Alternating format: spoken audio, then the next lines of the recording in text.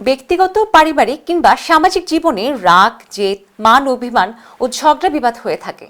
অনেক সময় মনোমালিন্যের কারণে পরস্পরের মাঝে বন্ধ হয়ে যায় কথাবার্তা। এমনকি স্বামী, স্ত্রী, সন্তান, মা বাবা সহ যে কোনো সম্পর্কের মানুষের সঙ্গে এটা হতে পারে। তবে একজন মুসলমান হিসেবে অপর মুসলমানের প্রতি এরূপ আচরণের বিষয়ে ইসলাম দিয়েছে কঠোর বার্তা। ইসলামিক বক্তারা বলেন, শরিয়া অনুযায়ী কোনো মুসলিম অপর মুসলিমের সঙ্গে 3 দিনের বেশি কথা বন্ধ রাখলে সে ব্যক্তি আর মুসলমান থাকেন না। এটা কি আসলেই সত্য? এ বিষয়ে ইসলাম কি বলছে? বিস্তারিত সানজিদা রহমানের প্রতিবেদনে। মানুষের সৃষ্টিগত স্বভাব রাগ, দুঃখ, কষ্ট এগুলোকে ইসলাম সমর্থন করে।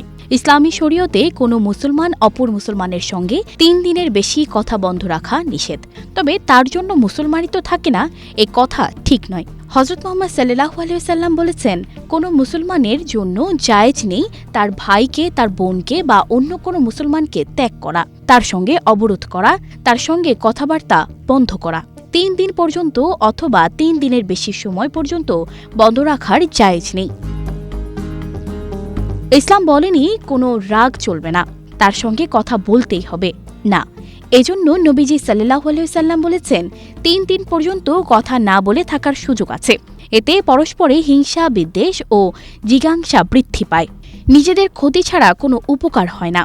যারা এভাবে কথা বন্ধ রাখে এবং 3 দিনের ভেতর পরস্পরে বোঝাপড়া না করে, আল্লাহ তাদের ওপর অসন্তুষ্ট হন। হযরত আনাস রাদিয়াল্লাহু তাআলা আনহু থেকে বর্ণিত, তিনি বলেন, রাসূলুল্লাহ সাল্লাল্লাহু আলাইহি ওয়াসাল্লাম ইরশাদ করেছেন, যেন পরস্পরের মধ্যে সম্পর্ক ছেদ না করি, একে অন্যের বিরুদ্ধে শত্রু ভাবাপন্ন না হই, পরস্পরের বিরুদ্ধে বিদ্বেষ পোষণ না করি, পরস্পরকে হিংসা না করি।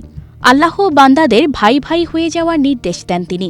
কোনো মুসলিমের জন্য তার ভাইয়ের সঙ্গে 3 দিনের বেশি কথা বন্ধ রাখা বৈধ নেই।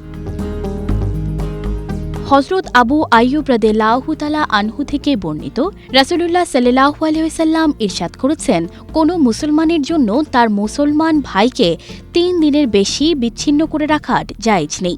এভাবে তারা উভয়ে যখন মুখোমুখি হয় তখন একজন অগ্রসর হয় কিন্তু অন্যজন এড়িয়ে যায়। তবে এদের মধ্যে যে পূর্বে সালাম প্রদান করবে সেই উত্তম।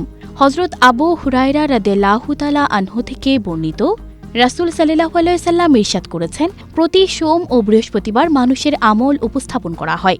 যে ব্যক্তি আল্লাহর শরীক করে না, এরূপ প্রত্যেক ব্যক্তিকে আল্লাহ ক্ষমা করে দেন। তবে যে ব্যক্তি তার মুসলমান ভাইয়ের সঙ্গে শত্রুতা রয়েছে তাকে মাফ করে না। তাদের সম্পর্কে আল্লাহ বলেন, এই দুইজনের ব্যাপারটি রেখে দাও যাতে তারা পারস্পরিক সম্পর্ক সংশোধন করে নিতে পারে।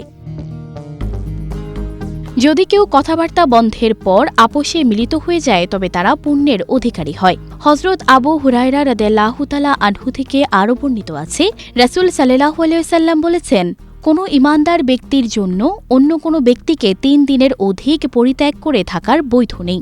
3 দিন গত হওয়ার পর সাক্ষাৎ করে যদি সে তাকে সালাম দেয় এবং অন্যজনও সালামের উত্তর দেয় তবে উভয়ই পুণ্যের অংশীদার হবে। যদি সে সালামের উত্তর না দেন তবে পাপী হবে। তবে সালাম প্রদানকারী পরিত্যাগ করার পাপ হতে মুক্ত হয়ে যাবে। সানজিদা রহমান, প্রবাস খবর।